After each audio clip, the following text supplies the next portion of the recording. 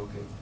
So in the U.S., we all know that all eyes are on the the World Series, the NBA Finals, and especially the Super Bowl. But there's one tournament that outshines them all, and that's the World Cup.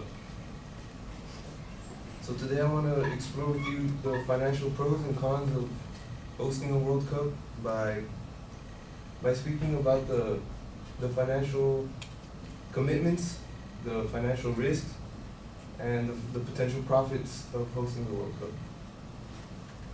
So FIFA requires a country to have 12 stadiums, one of them having a capacity of 80,000 people, to host the first game and the final. Russia, which was the last host for the World Cup, was said to have invested $11.8 billion dollars to build 11 stadiums and fix one of them. Brazil, who hosted it in 2014, spent $15 billion on building all 12 stadiums. So in the U.S., this wouldn't be a problem because we already have no stadiums, and they're all pretty big because of the big football culture we have here. Another investment that a country would have to have is security. So in Brazil, they have a pretty big crime rate, and that's a big problem. And they were said to have invested $900 million to I guess provide safety to all tourists.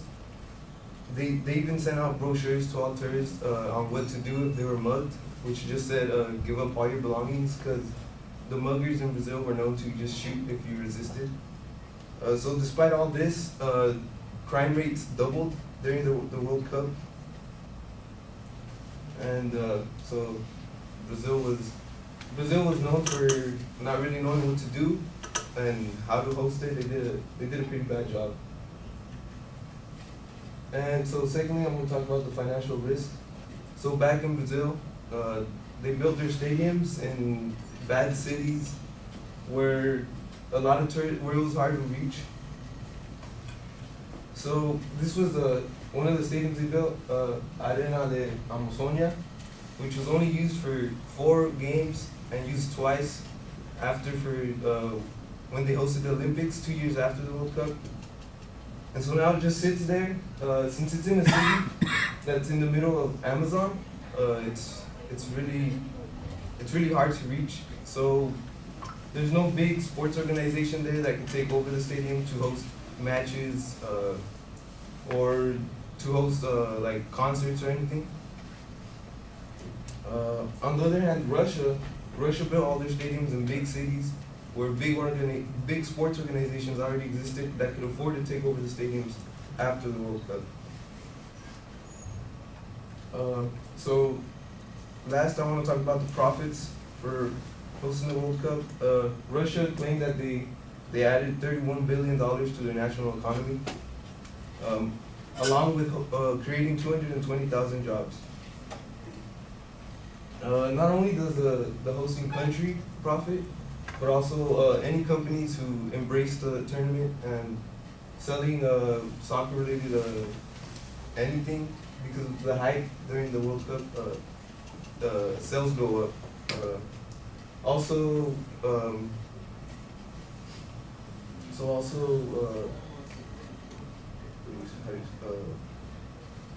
So promoting during the World Cup, that's also a way to see profit. So for example, Coca-Cola and Johnson & Johnson, along with other companies around the world, paid $600 million for 451 30-second commercials, hundreds of quick mentions with visuals during games, and 359-second commercials. So to put this in perspective, a 30-second commercial during the Super Bowl costs $5 million.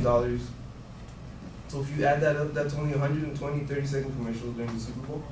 And they got 451 30-second commercials, along with the quick mentions and 5-second commercials. So in conclusion, hopefully we can all benefit and hopefully we can all embrace this tournament. So when the World Cup comes around in 2026, we could have a positive experience as the locals, and hopefully tourists will have a great experience here too.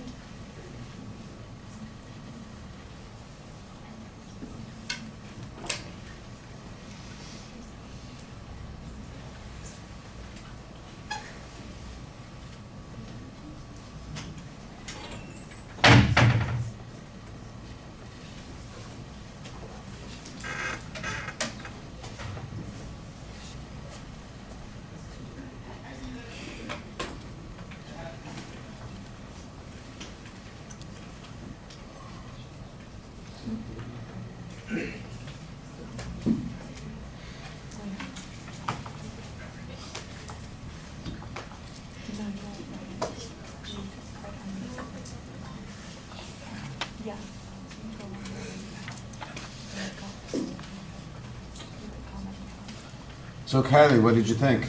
I thought that his attention grabber was really interesting with the suspense he used.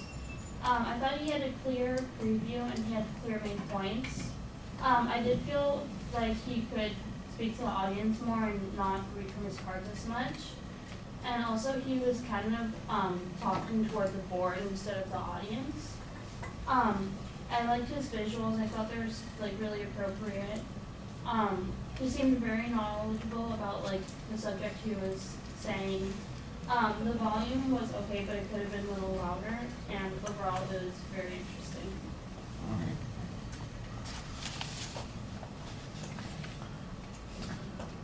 Well, the attention device was fine. I thought you did have a very clear statement of what your goal was for the speech and a very clear preview at the start of the presentation. I did think in the body of the speech that the organization is still there, but it's not highlighted as clearly when you're going through it, and part of the problem is that you don't have very smooth transitions indicating when you're going to the next point. Sometimes you're relying on the visual to do that, and that's not always as effective as it ought to be.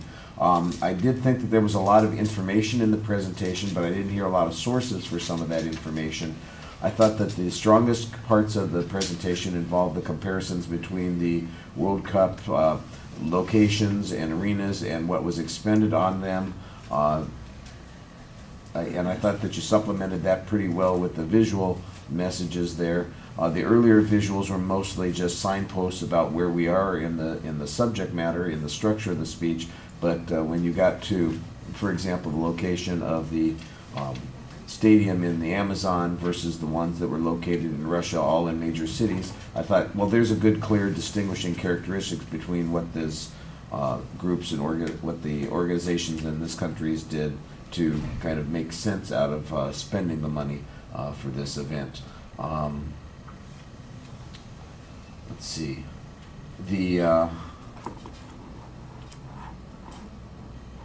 Like I said, the comparative information was useful, but there were also some times when information came out that seemed like it was a little uncertain. At the very end of the speech, for instance, you mentioned, so that when the World Cup comes back in 2026, I'm thinking, you mean we don't have a World Cup for another 7 years? That's great. Then I don't have to worry about it for 7 more years. I'm really looking forward to not having to deal with that stuff every 7 years. But I guess I think there's probably an intervening World Cup.